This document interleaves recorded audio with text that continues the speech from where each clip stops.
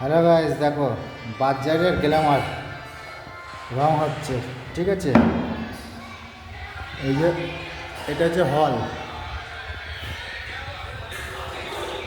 এটা হচ্ছে রান্নাঘর। এইটা এখন ঘষে মেজে প্রাইমার করে এক কোট করে রং চাপিয়ে এর পুটিং কাটা হয়েছে।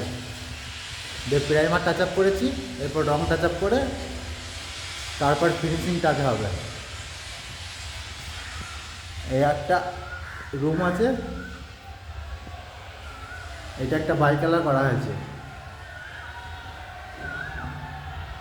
এই একটা বেলকুনি আছে।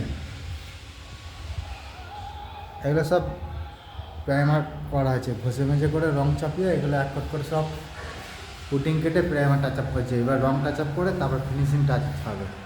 পুরো ফিনিশিং হয়ে যাবে, তখন একটা সুন্দর করে ভিডিও করে তোমাদের সকলকে দেখাবো। যদি ভালো লাগে একটা কমেন্ট শেয়ার করে কিন্তু জানাবে। ওই একটা রুম দেখালাম, এই একটা রুম।